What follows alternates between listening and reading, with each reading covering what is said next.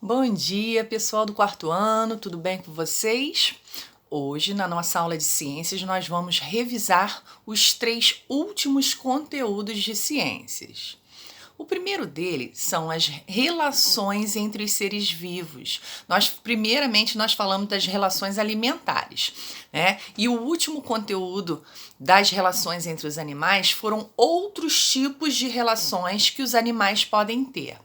E nela nós falamos que os animais podem viver em sociedade, em colônia, em competição, predação, inquilinismo e parasitismo. Nós vamos falar sobre cada uma delas. Quando nós falamos em uma vida em sociedade entre os animais, nós falamos naquela vida onde há a divisão de trabalho, onde cada um exerce a sua função. E lá no livro vocês tinham um exemplo das formigas, das abelhas, dos seres humanos e dos cupins.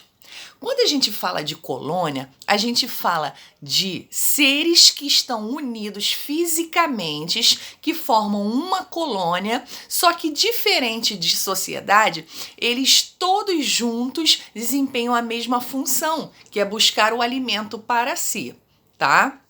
Na competição, a gente falou sobre a competição entre animais da mesma espécie por alimento, por água, né? Por lugar para morar, esses bichinhos competem e até mesmo por parceiros de reprodução. O outro que nós falamos das relações, né, entre os seres vivos é a relação de predação. Na predação, a gente vê uma relação de presa, né, e de predador, né, onde o predador caça a sua presa para se alimentar, tá bom?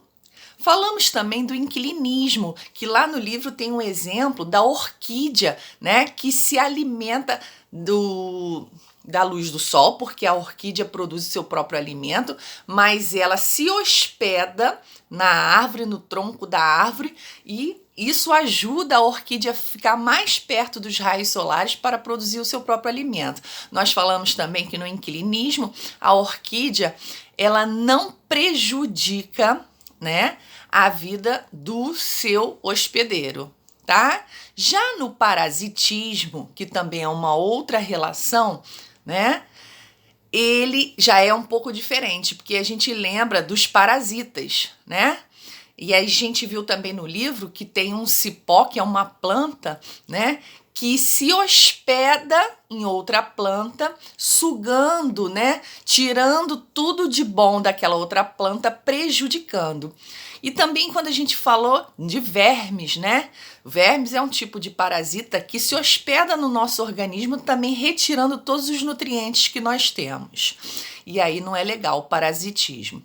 Nós também falamos das misturas do dia a dia. Falamos sobre 2 tipos de mistura, as misturas homogêneas e heterogêneas. Na mistura homogênea, nós falamos que quando a gente une o leite e o café num copinho, né, a gente forma uma fase dessa mistura. Por quê? Porque a gente não consegue olhar no copo e separar o que é o café e o que é o leite, porque eles misturam, né, e formam apenas uma fase. Essa é a mistura homogênea. A gente olha e só vê uma fase. Já na mistura heterogênea, é aquela mistura que a gente colocou a água e o óleo. E aí por mais que a gente misture, a gente sempre vai ver a divisão dos materiais. Na parte de cima fica o óleo, na parte de baixo fica a água. Então a gente vê 2 fases nessa mistura. Por isso que ela é chamada de heterogênea. Também é importante a gente lembrar que nós falamos que a água é um solvente muito importante, é um solvente universal, né? Por quê? Porque ela dissolve alguns elementos. Quando a gente faz um chá, né, a água, ela é solvente, ela dissolve aquele saquinho na água, né, fervendo, e ela é solúvel, a gente consegue dissolver. No pó de café, a gente mais ou menos solúvel, não é totalmente solúvel, porque dissolve aquilo que a gente vai beber e em cima, no saquinho de pano ou de papel, fica aquela borrazinha. E quando é insolúvel, tia Fernanda? Por exemplo, se a gente pegar um copo e botar areia e mexer, vai ser insolúvel, porque a gente não vai conseguir dissolver a areia na água daquele copo. Então, ela se torna insolúvel, tá bom? E a gente falou também sobre métodos para separar as misturas no dia a dia. Nós falamos disso, lembra, pessoal? Que existem métodos de separar as misturas. Nós falamos da catação, filtração, decantação e da evaporação, que são quatro métodos de separação de misturas. Nós falamos que na catação é aquele momento onde separa os grãos. Um exemplo muito importante é de separar os grãos. Na imagem do livro mostra isso para você, uma pessoa separando os grãos bons e os grãos que não servem para ser cozidos no feijão. Mas só feijão, tia? Não, existem outros tipos de catação, né? Como, por exemplo, a separação de materiais, quando você separa o plástico do papel, do alumínio, do metal, numa reciclagem, também é um método de catação, tá? O outro é a filtração, que a gente viu até como exemplo, numa imagem, filtrando um café na água, né? Que é a parte de baixo, que é a parte líquida, que é aproveitada, e o que sobrou, que é a borra que não é utilizada. Outra forma que a gente viu também, né, é a decantação. A decantação é aquele processo, né, que está no exemplo do seu livro, que a água da piscina está e no fundo da piscina se acumula, né, a sujeira daquela piscina. Isso é a decantação.